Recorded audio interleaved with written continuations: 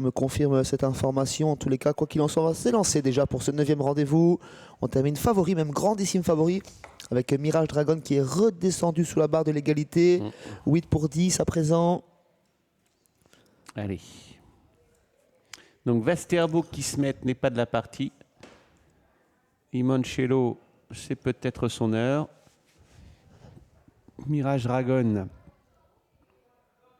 avec une place derrière les ailes qui est assez favorable. Moi j'aime bien ces places-là, 5, 6, 7 ici en Belgique, parce que je trouve que c'est toujours des places où les chevaux arrivent à prendre des départs canons.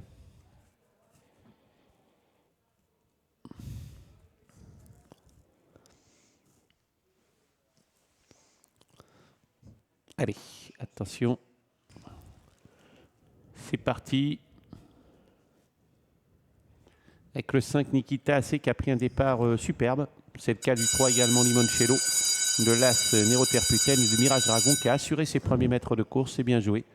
Et qui vient se placer. En retrait, il y a le 2 J.K. Blinders qui est accompagné également par le numéro 7 Loramatic. À l'arrière-garde, ferme la marche. J'inspire l'avenir.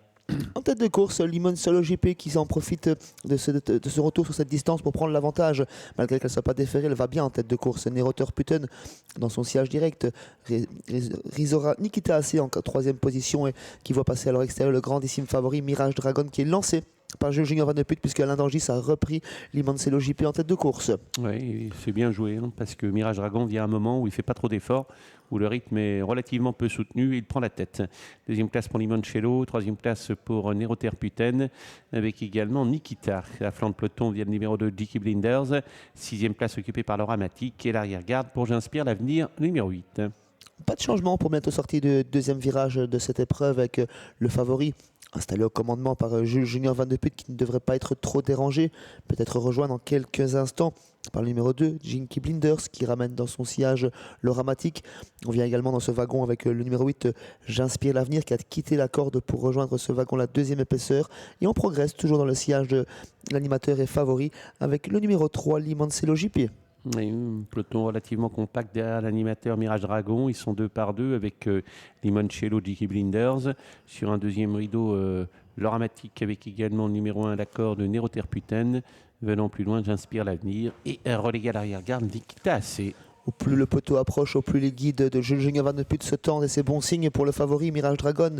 Son driver qui en a plein les mains à 800 mètres du poteau à présent, accompagné par J.K. Blinders. En 3e position, c'est Limoncello JP, animatrice de la première heure, suivie par Nero Terputen, toujours côté corde.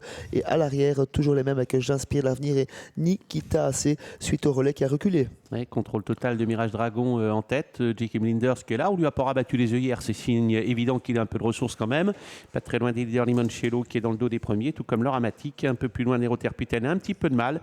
Et les 2 autres derrière, Nikita AC et J'inspire l'avenir, auront beaucoup de difficultés. 4 chevaux se détachent sensiblement dans le virage. Mirage Dragon côté corde avec Jules Junior Van de Put qui tend encore l'élastique. J.K. Blinders qui est sollicité par David Leroy.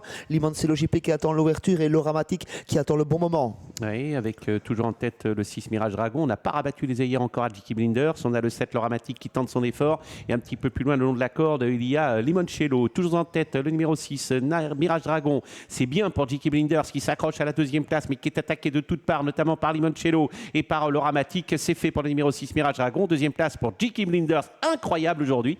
3e place le long de la corde pour Limoncello. Et la 4e sera à déterminer. Elle revient sans doute au numéro 7, Loramatic. C'est bien ça, Bruno, le favori qui méritait finalement cette cote-là. Il a vraiment pas dû puiser dans ses ressources pour s'imposer. Il s'impose très facilement à 6 pour 10. Simplement, les œillères ont été rabattues. Le débouche-oreille pas activé. Très belle 2e place pour J.K. Blinders qui trouvera sans doute des engagements plus favorables dans les semaines à venir face au seul trotteur français auquel on n'a pas rabattu les œillères. Peut-être par difficulté ou autre chose, on a juste enlevé les bouchons. Il a penché légèrement, regardé à la fin.